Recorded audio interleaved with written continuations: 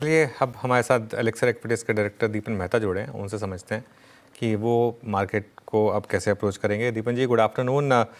GST cut के बाद market में अगर आप सिर्फ एक दो सेक्टर को छोड़ दें, बहुत बड़ा पॉजिटिव रिएक्शन देखने को मिला नहीं, ऐसा क्यों आपके हिसाब से, और अब क्या व्यू है आपका? अनुज, गुड आफ्टरनून और आपको आपके शो पर इनवाइट करने के लिए बहुत बहुत धन्यवाद। ये जो हम देख रहे हैं, it is a sell on news syndrome. यानी कि एक्सपेक्टेशंस ऑलरेडी थी कि जीएसटी कट आएगा, एंड लार्जली कहाँ पर कट आएगा, कितना फायदा होगा।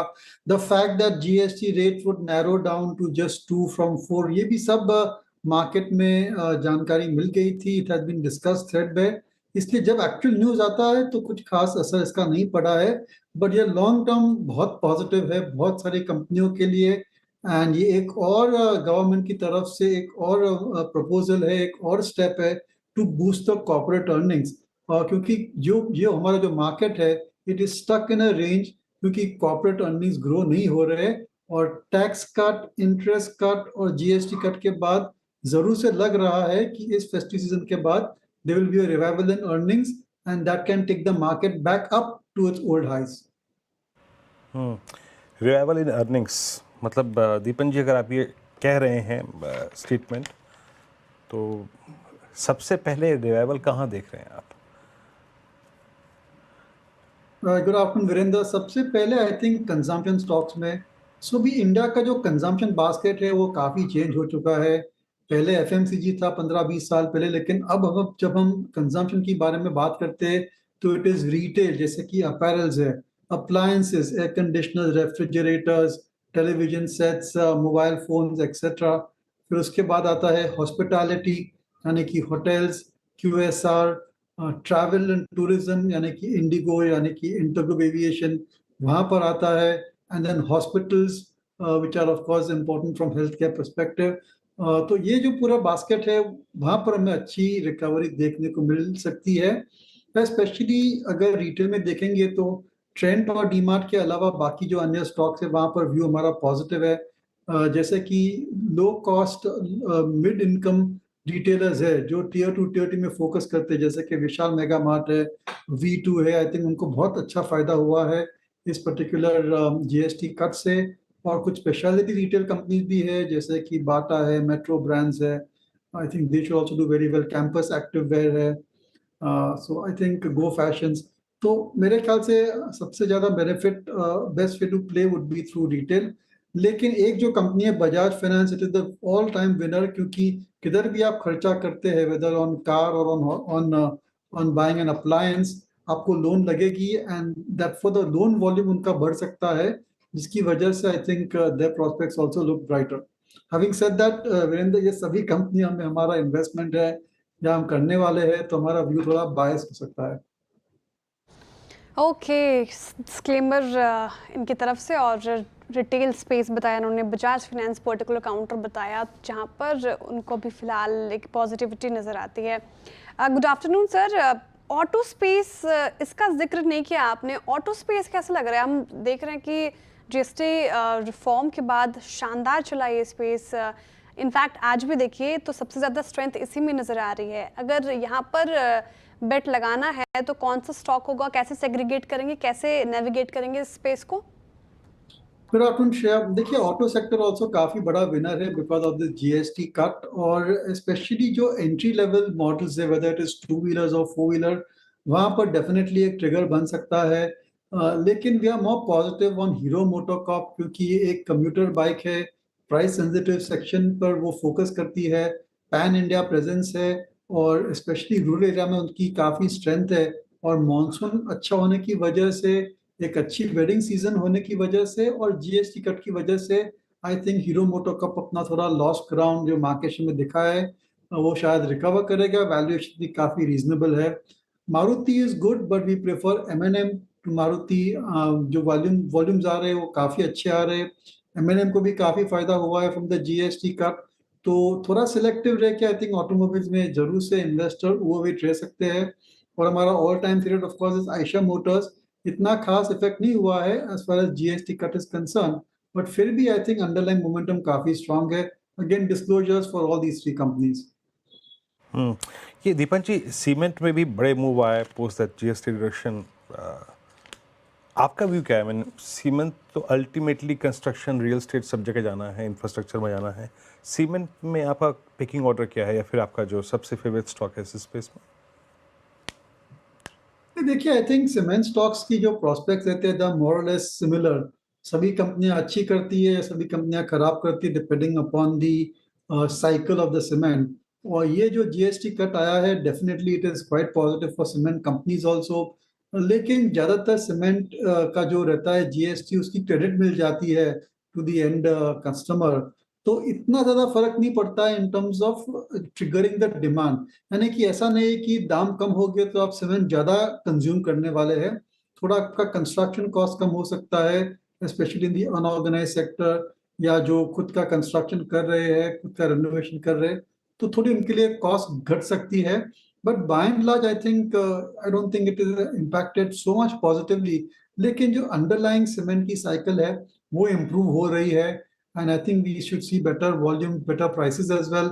और जो रॉ मटेरियल कॉस्ट है वहाँ पर काफी आई वुड से स्टेडी है, थोड़ा सॉफ्ट है, तो margins also should look up. Having said that, I think काफी चॉइस है आपके पास सीमेंट में।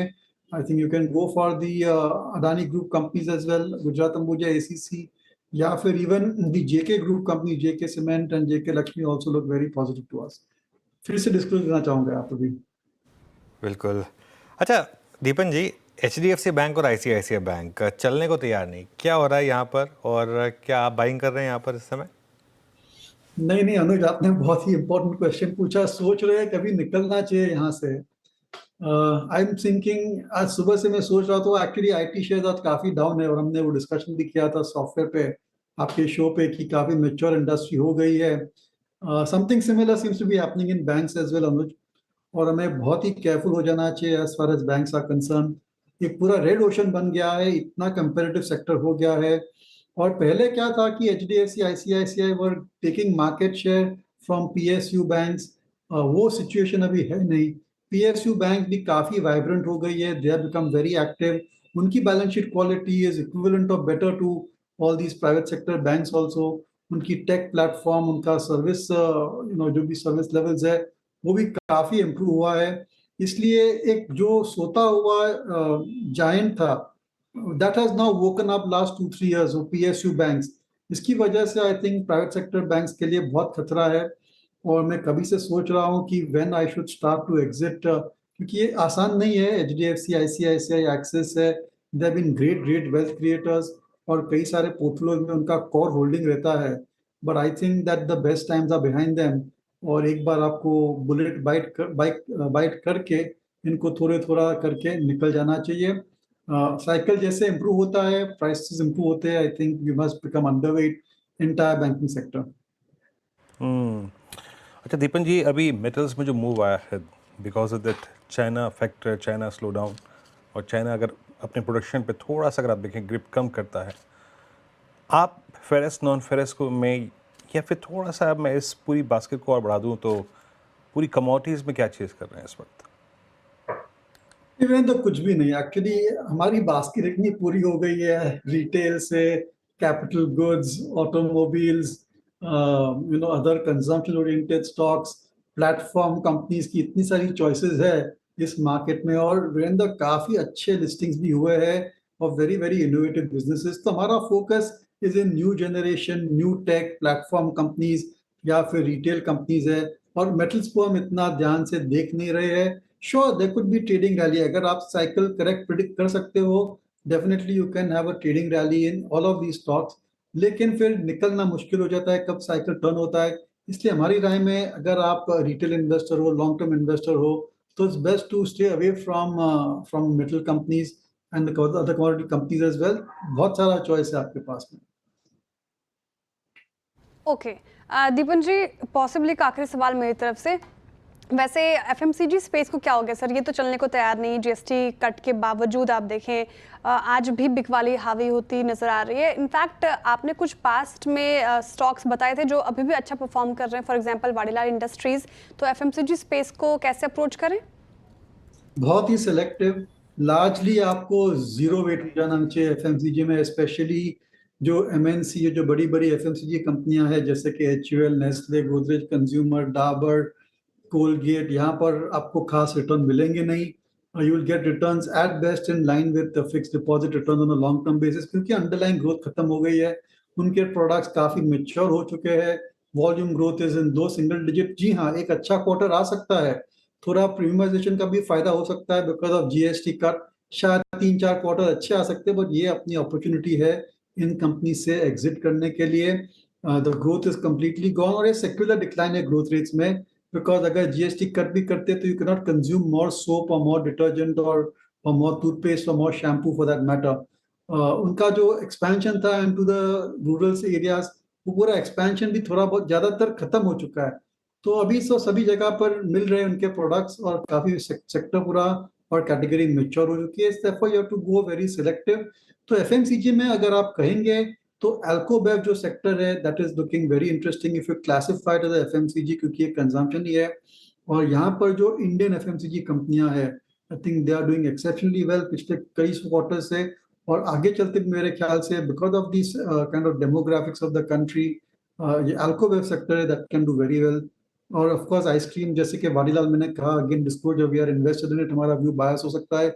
सबसे बड़ा फायदा हुआ है वाडीलाल को because of the cut in the GST for ice cream from I think 15% it has gone down to 5%, तो इनको भी काफी फायदा हुआ है। तो वैसे कुछ सिलेक्टिव स्टॉक्स है, जाइडस वेलनेस देखिए आज उन्होंने एक प्रेस रिलीज दी है where they have said that 40%, 50% of the products are now, the prices have come down because of GST, और ये सब high value items है, and certainly it can trigger better consumption over there. जी But difficult to है FMCG, but largely avoided. Okay Deepan ji, बहुत बहुत शुक्रिया आप इस कार्यक्रम में शामिल हुए और सभी सेक्टर्स पे अपनी राय रखी। आपने बहुत बहुत शुक्रिया and have a nice weekend sir. अब चलते हैं स्ट्रेटजी